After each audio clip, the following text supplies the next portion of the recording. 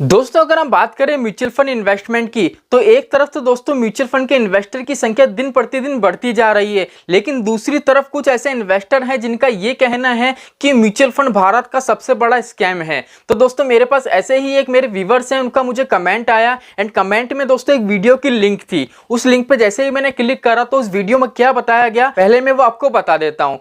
Video में यह था कि दोस्तों जैसे सहारा इंडिया भागा था वैसे एक ना एक दिन म्यूचुअल फंड भी भाग जाएगा। पहली चीज ये थी और दूसरी चीज ये थी कि म्यूचुअल फंड के अंदर क्या होता है, एक बंदा रखा होता है जो पढ़ा लिखा बंदा होता है जिसको हम बोलते हैं फंड मैनेजर। हम क्या करते हैं, सारा पैसा उसको दे देते हैं, वो हमारा पैसा मैनेज करता है, लेकिन हमको ये नहीं पता होता है कि हमारा पैसा कहाँ कहाँ इन्वेस्ट हो रहा है। ठीक है, बस हमको एक एप्लीकेशन दे देते हैं, उसमें रिटर्न बता देते हैं कि हाँ इतना रिटर्न आपको मिल रहा है, इतना रिटर्न आपका डेली बेसिस पे बढ़ता जा रहा है, लेकिन हमको ये नहीं बताते कि एक्चुअल में जो होल्डिंग होती है उसमें पैसा हमारा इन्वेस्ट हो रहा है या नहीं। ठीक है, और थर्ड चीज ये थी कि जैसे सहारा इंडिया स्कैम था, सहारा इंडिया ने स्कैम करा, वैसे ही भारत में जो म्यूचुअल फंड है सबसे बड़ा स्कैम भारत का क्या है, म्यूचुअल फंड। तो दोस्तों आज की वीडियो आप बिल्कुल प्रॉपर तरीके से देख लो, क्योंकि आज की वीडियो में दोस्तों बिल्कुल क्लियर कर दूंगा आपको कि म्यूचुअल फंड एक स्कैम है या नहीं। तो चलिए शुरू करते हैं आज की हमारी वीडियो को। तो दोस्तों वीडियो शुरू होने से पहले मैं विकास स्वागत करता हूं आपका ग्रो बिजनेस फाइनेंस हब में। दोस्तों आपने अभी तक चैनल को सब्सक्राइब नहीं करा हो तो चैनल को सब्सक्राइब कर लीजिए, क्योंकि म्यूचुअल फंड से रिलेटेड हर वीडियो आपको इस चैनल पर मिलती रहती है। तो चलिए शुरू करते हैं आज की हमारी वीडियो को। पहले दोस्तों मैं आपको एक चीज बता दूं, डेली बेसिस पे आपको 2 वीडियो मिलती है। पहला वीडियो दिन में 3 बजे आता है, हमारा जो सेकंड वीडियो है वो शाम को 8 बजे आपको मिलता है। एंड दोस्तों मार्केट की जो भी खबर होती है, मार्केट कब डाउन जाता है, उसकी जो भी वीडियो रहेगी, जिस टाइम मार्केट डाउन जाएगा वो वीडियो कभी भी आपको प्रोवाइड कर दी जाएगी। तो चलिए चलते हैं हमारे मेन टॉपिक के ऊपर। तो दोस्तों अगर हम बात करें सहारा इंडिया की, तो दोस्तों सहारा इंडिया एक अलग प्लेटफॉर्म है और म्यूचुअल फंड एक अलग प्लेटफॉर्म है। पहले आप ये चीज सुन लो कि म्यूचुअल फंड कोई भी किसी भी प्रकार का स्कैम नहीं है। ठीक है, मैंने ये चीज बता दी, इसका मतलब ये नहीं है वीडियो कंप्लीट वॉच नहीं करो, वीडियो कंप्लीट वॉच करो, जिससे आपका ये बेसिक है ना पूरा कवर हो सके, आपका जो कंफ्यूजन है वो दिमाग से निकल सके। ठीक है, पहली चीज तो ये है कि हमारा पैसा कहां कहां इन्वेस्ट हो रहा है हमको कुछ नहीं पता।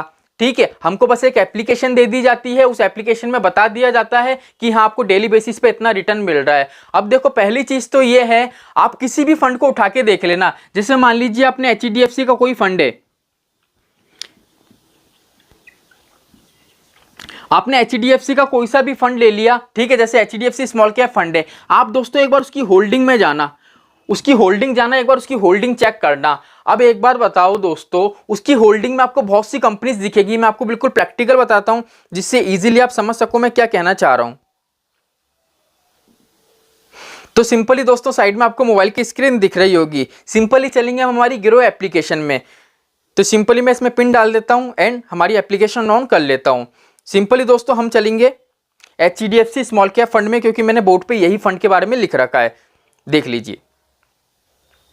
लीजिए दोस्तों, आपको फंड शो हो रहा होगा HDFC स्मॉल कैप का। सिंपली मैं क्या करूंगा दोस्तों, इसको स्क्रॉल करूंगा और नीचे की तरफ चलूंगा होल्डिंग में। ठीक है, जो वीडियो में ये कहना था कि हमको बस एक एप्लीकेशन दे दी जाती है, उसमें बता दिया जाता है रेगुलर बेस पे आपको इतना रिटर्न मिल रहा है, लेकिन हमको ये नहीं पता कि हमारा पैसा एक्चुअल में उस होल्डिंग में इन्वेस्ट हो रहा है या नहीं, बस हमको होल्डिंग लिख दी जाती है। अब देखो होल्डिंग यहाँ पे कौन कौन सी लिखी है, बैंक ऑफ बड़ौदा, ठीक है, बहुत सी है, IDFC। जो मेन होल्डिंग है वो मैं आपको पढ़ के बता रहा हूँ। ये देख लीजिए, बजाज की है, मैं कंप्लीट इसको खोल देता हूं। ये देख लीजिए कितनी सारी होल्डिंग यहां पे आपको देखने को मिल रही है। इंडियन बैंक, ठीक है। अब जैसे हम ले लेते हैं दोस्तों, एक बात बताइए, बैंक ऑफ बड़ौदा, जैसे मान लीजिए हमने एक होल्डिंग ले ली बैंक ऑफ बड़ौदा। अब दोस्तों मान लो अगर जो हमने जो भी पैसा लगाया, अब होल्डिंग के रूप में वो पैसा किसमें लगा, बैंक ऑफ बड़ौदा में। तो दोस्तों अगर ये पैसा इसमें ना लगे, 1% मानो अगर फंड मैनेजर ने बैंक ऑफ बड़ौदा में पैसा नहीं लगाया और हमको शो कर दिया कि बैंक ऑफ बड़ौदा में आपका पैसा इन्वेस्ट कर रखा है, तो क्या दोस्तों बैंक ऑफ बड़ौदा केस नहीं कर सकता कि जब आपने मेरी कंपनी के अंदर, मेरे शेयर के अंदर इन्वेस्टमेंट नहीं करा है तो आप पर्टिकुलर मेरे फर्म का नाम क्यों ले रहे हो? केस कर सकता है या नहीं? कर सकता है। तो यहां पे देखो कितनी होल्डिंग है, 74 होल्डिंग है दोस्तों।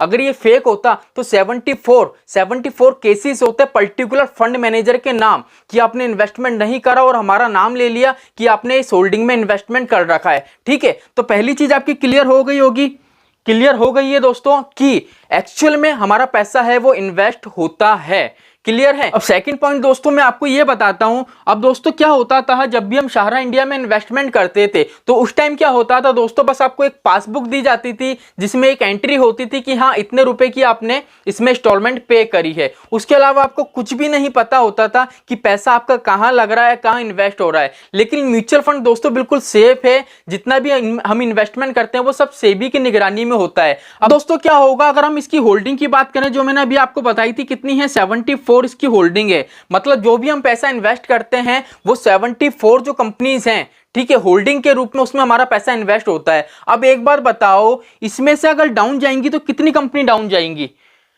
दोस्तों? जब भी मान लीजिए अगर आप स्कूल में एग्जाम दे रहे हो तो हो सकता है कि सारे के सारे बच्चे पास हो जाएं या सारे के सारे बच्चे फेल हो जाएं।